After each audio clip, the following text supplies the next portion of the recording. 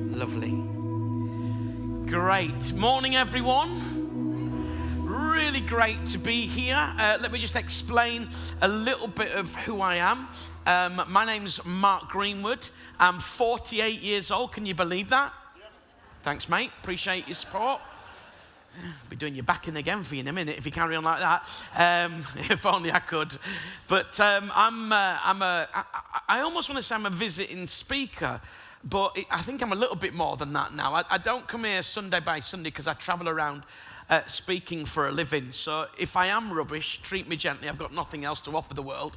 But it certainly doesn't feel like I'm a visitor when I come here. I've known lots of you for many, many years and have really lovely conversations with you every time I come. Some of you I'd rather not have conversations with, but that's all right. No, I'm only joking. Hey, listen, just out of interest, I'm just fascinated. Now, I wonder whether by kind of show of hands, if that's all right, if we could just take a little bit of a survey or a vote, whatever you want to call it.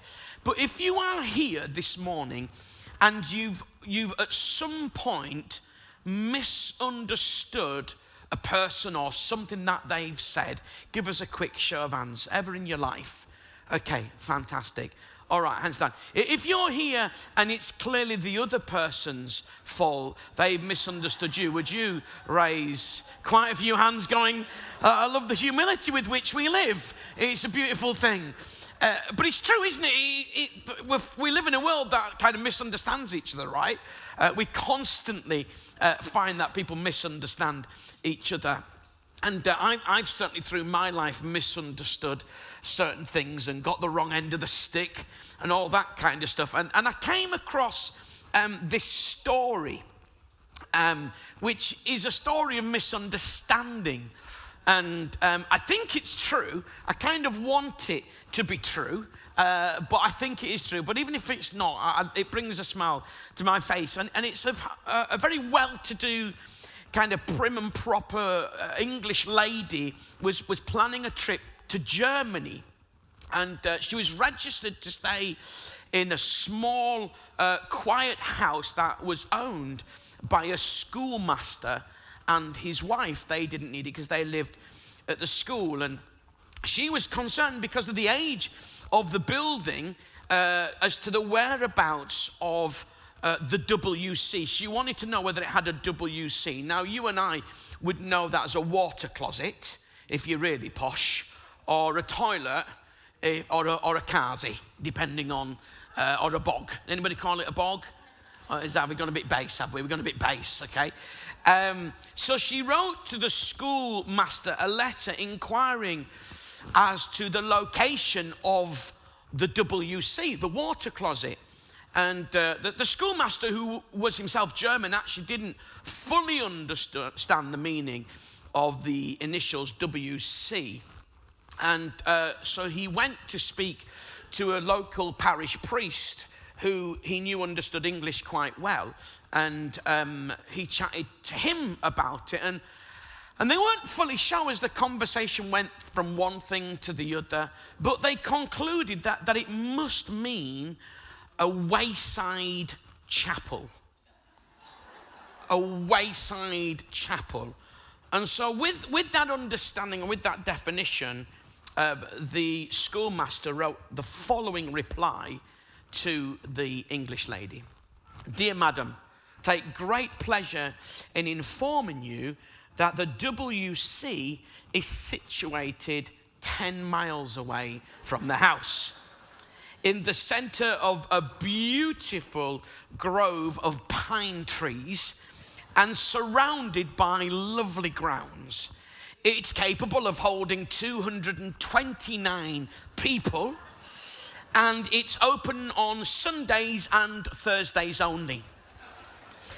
As there are a great number of people expected during the summer months, I suggest that you come early, although usually there is plenty of standing room. This is an unfortunate situation, especially if you are in the habit of going regularly. It may be of some interest to you to know that my daughter was married in that very WC. In fact, she met her husband there. I can remember the rush for seats why there were 10 people to every seat, usually occupied by only one. It was wonderful to see the expressions on their faces. You would be glad to hear that a good number of people bring their lunch and make a day of it, while others just wait and arrive at the last minute or just on time. I would especially recommend your leadership go on Thursdays when there is an organ accompaniment. The acoustics are excellent, and even the most delicate of sounds can be heard everywhere. The newest addition is a bell which rings every time a person enters. And the bazaar is to be held to provide plush seats for all, since the people feel it's a long time needed. My wife has been ill recently, and so she hasn't been able to go. In fact, it's been a year since she went last, which naturally pains her very much. I shall be delighted to reserve the best seat for you, where you shall be seen by all. In fact, I look forward to escorting you there myself. With kindest regards, the schoolmaster. What do you think about that? Who thinks it's true? Oh, you cynics. Who thinks it's false? Okay. Who's not sure? Who's not bothered? The apathy is palpable. Who wants it to be true? Yeah. Who wants it to be false? Again, who's not really bothered? Who's just wishing I'd get onto something more interesting? Hands down, please. Hands down. I love that because it's just a reminder, isn't it, that it is so easy to misunderstand things, to get the wrong end of the stick, to think you know what something is or is about, but actually to be completely wrong about it. And I think it's easy, and understandably so, to misunderstand what Christianity is about. I think it's dead easy to do that. And if you're here today, I'd love it if it's okay with yourselves just to take you on a bit of a journey over the course of the next few moments to try and maybe say afresh or for the first time, this is what I understand about Christianity. And it might be at the end of this morning's meeting, you might be willing to say, either, yeah, well, I hadn't quite realized it was that, or I might need to look into it, or maybe for one or two of you to embrace God and embrace Christianity if that's appropriate for you, because I think it is easy to misunderstand. And a great sadness of mine that's echoed in the words of a friend of mine. He says most people's understanding of Christianity is a misunderstanding. And do you know what? Actually, I think sometimes as Christians, the longer we've been a Christian, we forget what it's really all about. It's like we've embraced it, but we complicate it sometimes, don't we? We kind of clutter it a little bit. So I think it is easy to misunderstand what it's really all about. And I think it's also easy to miss the point of something. I read this story. It's not a funny story, but it is true. And it kind of made me smile. It kind of made me sad a little bit at the same time. So if you just allow me to read it for a few moments.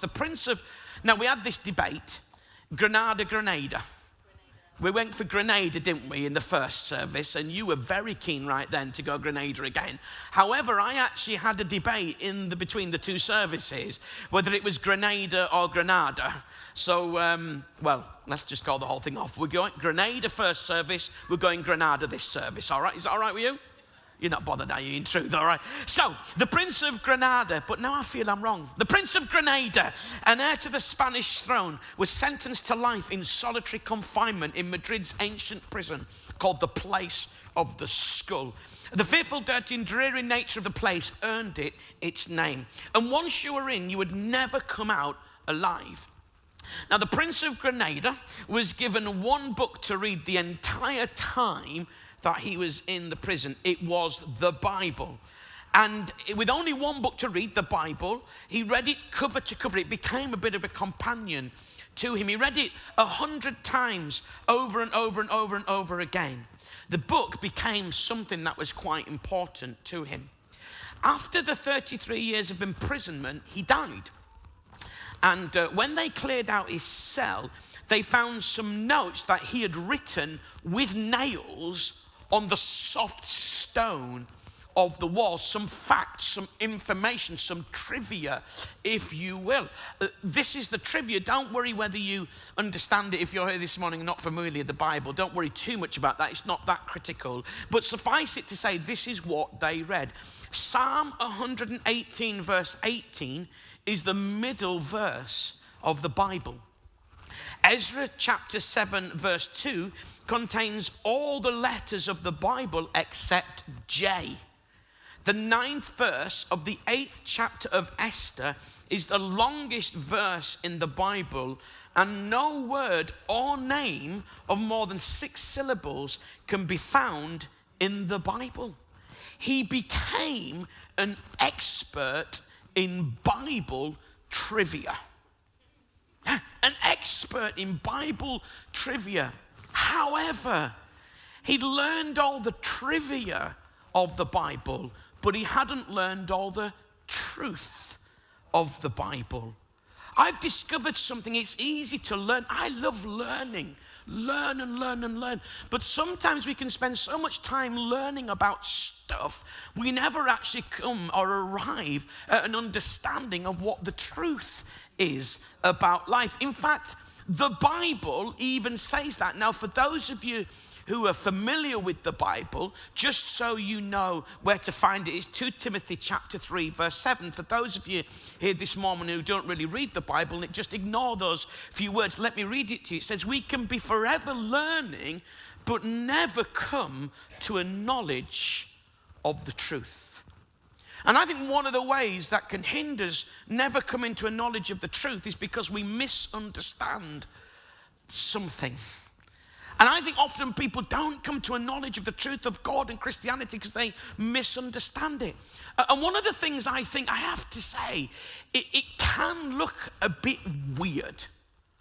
It can look a bit weird, Christianity. I mean, it is a bit bonkers. If we could have the first slide, that would be great. Aren't Christians weird? Now, I want to say to you, there are some weird Christians. But if I just say to you, they're not weird because they're Christians. They're just weird. I mean, like, you should see them now. They're positively balanced, relatively speaking. So I know it, but it does look a bit weird. Christianity, I mean, like, what is all that jumping about? I mean, especially at this church, they're really bonkers here. Do you know what I mean? They like been known to clap and cheer and enjoy themselves. I mean, what is all that about? And I get it does look weird because like they're just getting carried away. And maybe if you're here this morning, you might have been surrounded by people who are getting carried away, and you're feeling #awkward because it's like, what is this really, really all about? I came across this great story. This is true. Larry Walters took flight in a chair suspended by 42 large helium-filled balloons. What about that? When I read that, I thought to myself, why? Why do that? I mean, what is it that got into his brain? What am I going to do this weekend? Oh, it's been a while since I've took flight in a chair suspended by 42 large helium-filled balloons. I'll do that. But it gets even more bonkers than that. It's 16,000 feet. 60,000 feet in a chair with helium balloons. He began popping them with a pellet gun, bringing him back down to planet Earth safely. I mean, could you imagine? It's Friday. You're at work. And you're talking to Larry, and you say, have you got planned for the weekend, Larry? And he'll say, well, I'm just going to go in a chair, fasten some helium balloons, and I'm going to head for 16,000 feet. And then at about approximately 16,000 feet, I'm going to start popping them. What are you doing at the weekend? Well, I'm going to mow the lawn. It's a bit of an anticlimax, doesn't it, really? But listen, I love this. Listen to this one. Reg Mellor. Reg Mellor, let me tell you about Reg. At 72 years old, Reg Mellor is the reigning world champion at ferret legging. Now, you might not have seen ferret legging before, but I think you can begin to get a picture of what it might involve. So let me tell you. It's a contest, I've got to read it because it's lovely how they put it. The tying of a competitor's trousers at the ankles and the subsequent insertion of a couple of particularly vicious, fur-coated, foot-long carnivores called ferrets. The brave contestant's bell is then pulled tight and he proceeds to stand in front of the judges for as long as he can while these animals with claws like hypodermic needles and teeth like number 16 carpet tacks try to get out. Reg, the reigning world champion, holds the record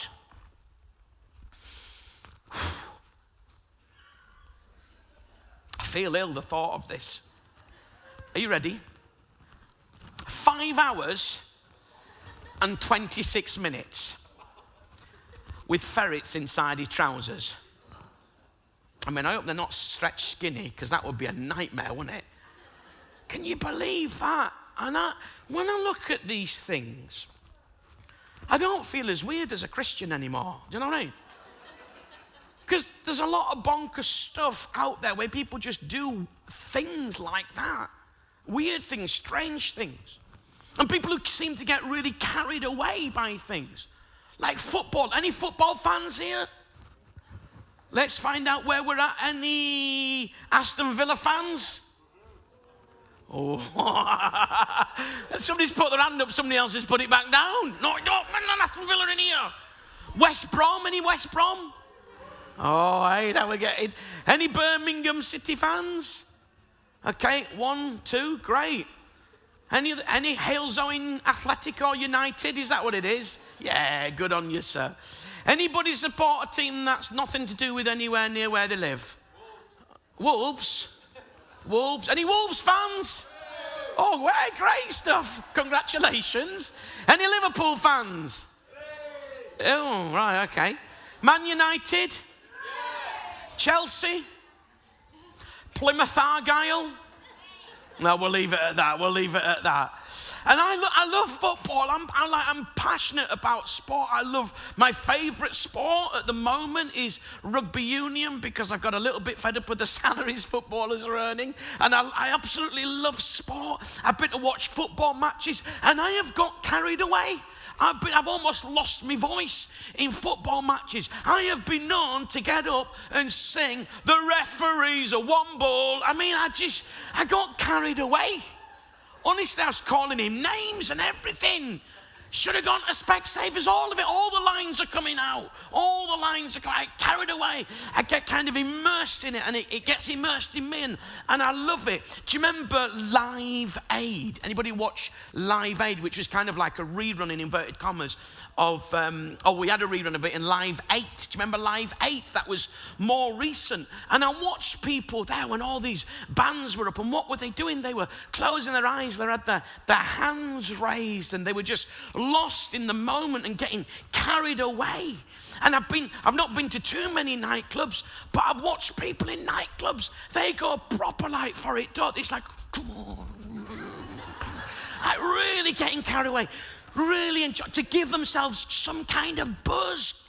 So really, what I want to say to you is, there's no difference between a Christian getting carried away and somebody else getting carried away, because we all get carried away. Why? Because we all want something to celebrate, either to give us something or because we've got something.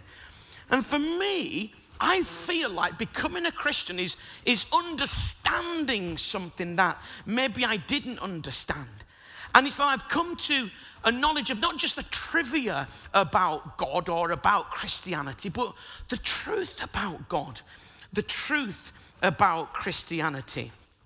There's a great little bit in the Bible I absolutely love. There's a few bits in there. Well, there's loads of it, to be truth, but there's just a few that I kind of, I live by, really. Well, I live by it. Oh, this is getting awkward, isn't it? Okay, I'm going to mention it to you. There's this one particular sentence that loads of people would know, and it's Jesus speaking. And he's basically saying, for those of you who are familiar with the Bible, it's John chapter 10, verse 10. He's saying, I am come that you might have life, and in life in all its fullness. Life in all its fullness. Now, just for a moment, forget about, this sounds a weird thing to say in church, I get this, but just forget about God and the Bible for a few seconds. Some of you, Christians are starting to twitch now, but roll with me on this. Every single one of us in here, faith or no faith, want to live a full life, don't we?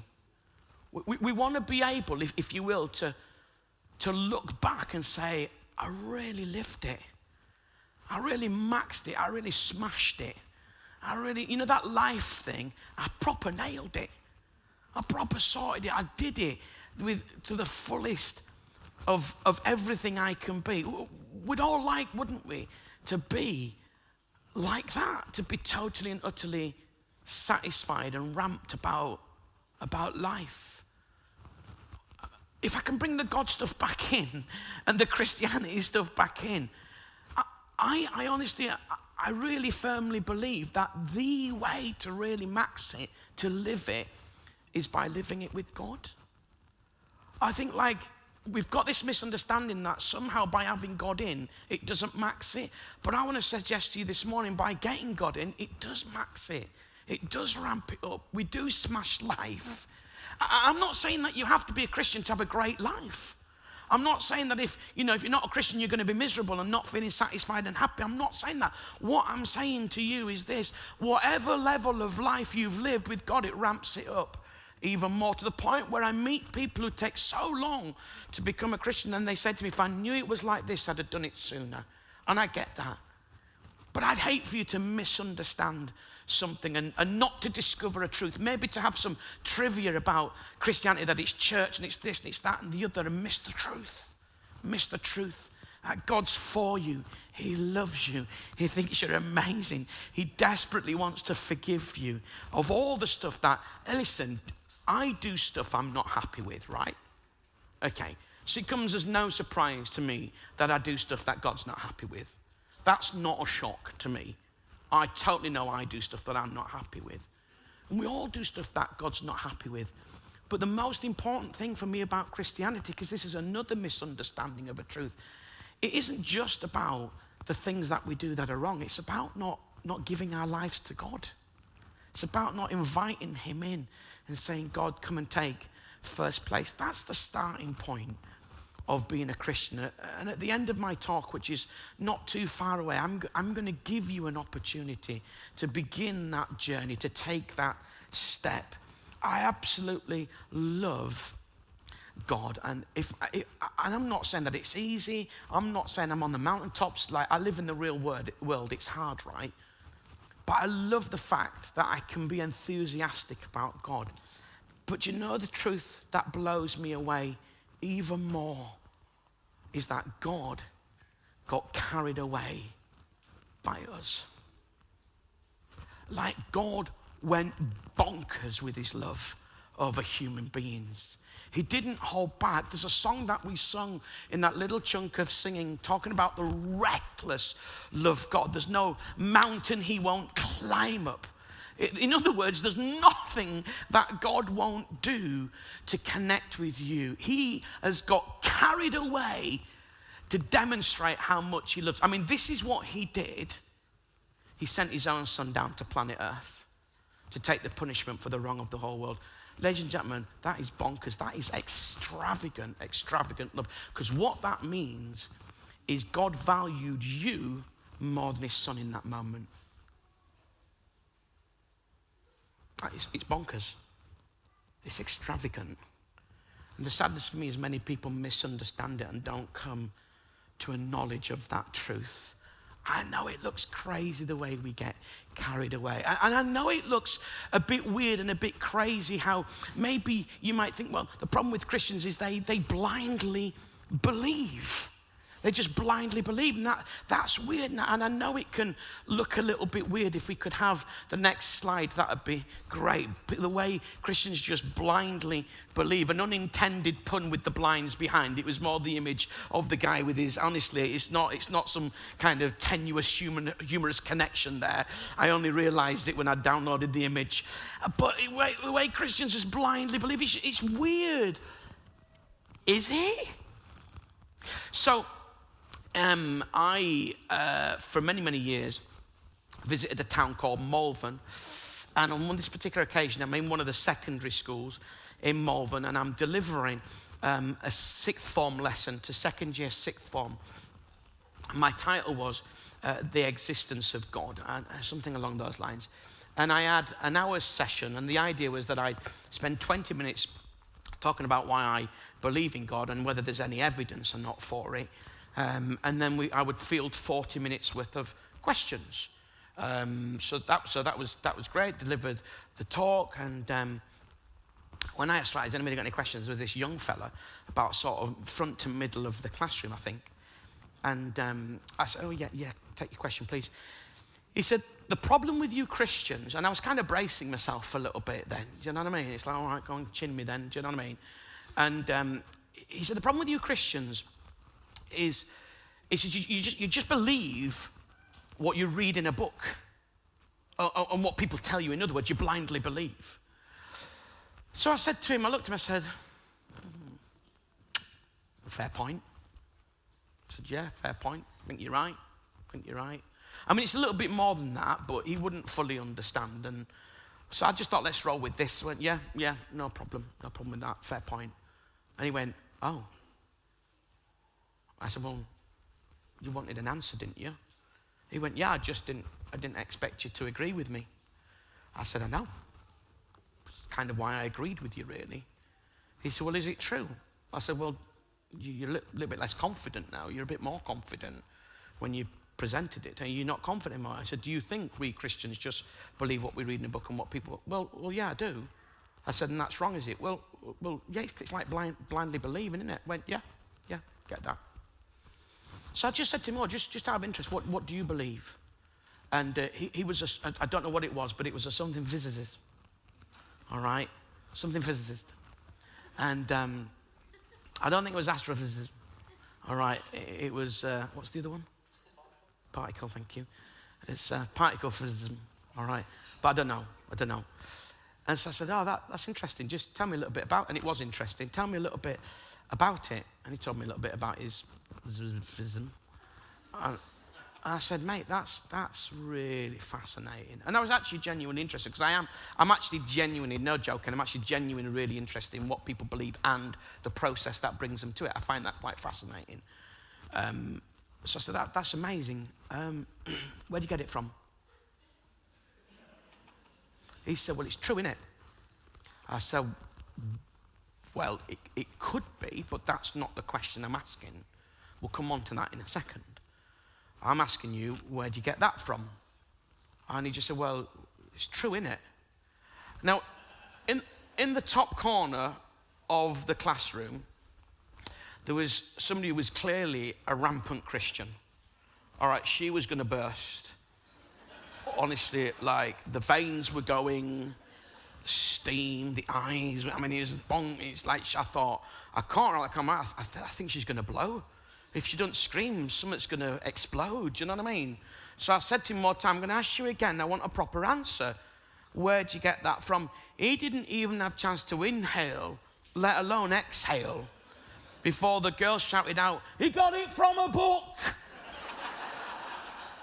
And I looked at him, I went, you didn't. He went, I did.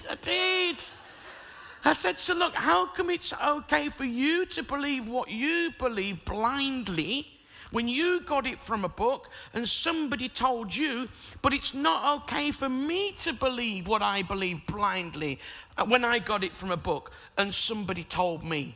And he said, well, the Bible's a load of rubbish, isn't it? I said, it's not, and we're going to have that debate in a few moments' time. But would you concede that it's unfair for you to level that question at me as a Christian that I blindly believe because I read it in a book and somebody told me? Would you concede that that's an unfair accusation you've made when actually the truth is, for us here today, most of us believe what we believe because we've read it and somebody's told us in one form or another. And actually, there is a level of blind faith, believing that what they tell us is true. Especially when there's loads of people out there, take the area of science, for example. I'm not wishing to go too much down this path, but when you take the area of science and science say it proves this, but there's a whole bunch of scientists that don't agree with what they're saying science is saying. So we are all kind of blindly believing, but here's the deal. For me, I believe that there was a moment in time that I stopped misunderstanding, that I began to understand what Christianity was all about, that I moved from just being aware of the trivia of it all and having some kind of factual or anecdotal knowledge of it all, and I moved to the truth of it and to discover what it was really, really all about. And I know that from an external, it does look a bit weird how Christians kind of just get carried away. And I know it can look a little bit weird about how maybe we blindly believe. But let me tell you, the fuller truth is not that I've discovered that God gets carried away by me. That's a great truth. That's not the fullest truth. The fullest truth that I've discovered is that God not only gets carried away by me, but actually God believes in me. When I started to trust God and believe God, hang on a second, you believe in me. You actually believe in me, God. Why? That's why you made me. That's why you want me around. And no greater demonstration of how God believes in us than sending his own son Jesus to die. Becoming a Christian is simply about saying, God, with your help, I'm going to believe in you. With your help, I'm going to walk this Christian life and follow you. Now, I'd be lying if I said it doesn't take a little bit of blind belief or a little bit of faith. Because actually the Bible says, without faith, it's impossible to please God. Without faith, it's impossible to please God. But we've all got a little bit of faith here today. You all exercise a little bit of faith every single day of the week. You've got a little bit of faith to believe that what you believed about life is true. That's exercising faith. Because we all don't fully know. So you've got enough faith to exercise that faith in pleasing God. It just needs to be activated. And it starts by saying to God, God, help me to know not just the trivia or facts about you, but the truth of who you are. And then you begin to understand who God really, really is. I wonder if we might just pray for a few moments and whether the worship band will just come and join me. And they're going to play something in the background just to help us with these few moments. But let's just pause for a few moments and close your eyes. It might be that you're here today and you're not familiar with praying or anything like that, or reflecting maybe. There's a lot being talked about mindfulness at the moment. Or why don't you just grab this moment to pause and just think about life? And just maybe consider whether there's something in this God stuff that might connect with you. So I believe there are three ways really that we can respond to God. God literally, whether you can feel or hear, is calling you this morning and saying, look, would you put your life in my hands? Don't worry about what you do or don't understand. but this morning take a step and discover the truth of who I am. So for those of you here this morning, I believe God is calling every one of us, but for those of you here this morning, it's your moment to say yes to God. Never said yes to God. Why don't you grab this moment right now? Give your life over to God. It's what I call the big yes. You're not going to fully understand everything. I didn't the day I said yes to God, but the longer I've stuck with it, the more I've understood. But it starts with a moment of just saying yes to God. And so if you're here this morning, you've never said yes to God, why don't you say it to him right now? Not out loud, but just in the stillness and quietness of your own heart and mind. Saying yes to God is simply saying, yes, God, I want to turn away from life without you. And with your help, I want to start living life with you.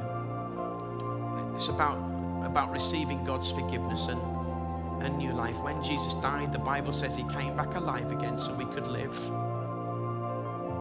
And saying yes to God is just embracing forgiveness and new life in him.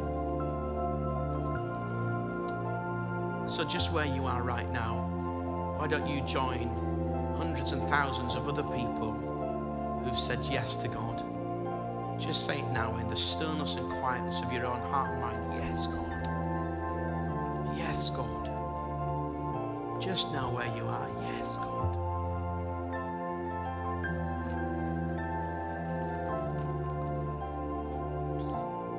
Might be that you're here this morning and you're saying, you know, I'm not really ready for saying that big yes to God. I wonder whether you might make what I call a little yes decision. That can be to God or simply to yourself. And a little yes is about making an intentional decision to find out more, to investigate, to really look into the Christian faith. Afford yourself that luxury. You owe it to yourself to get the best that you can out of your life. I believe that God helps you to do that. But I get it's a big decision to just say yes to God. So just, why don't you in the stillness and quietness of your own heart and mind, just say to yourself, yeah, I'm going to look into this. I'm a little yes. I'm a little yes.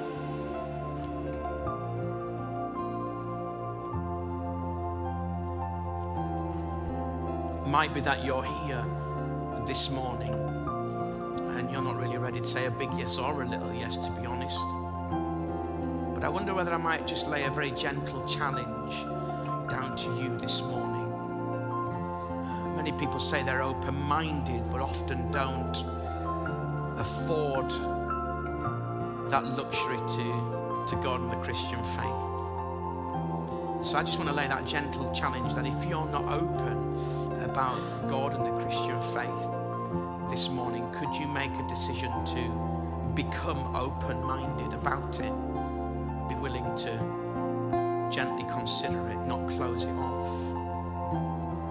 And if you're already open-minded about the Christian faith, could I invite you to make it healthy? To make a decision to say, yeah, I'm going to stay open-minded, and where I can, just look into it a little bit. Not quite as intensely as a massive investigation, but just willing to keep considering. It's what I call a healthy maybe. Maybe there's something in this, and just to keep it healthy and alive. So why don't you just in your heart and mind say, yeah, I'm going to be a healthy maybe. I'm going to be a healthy maybe.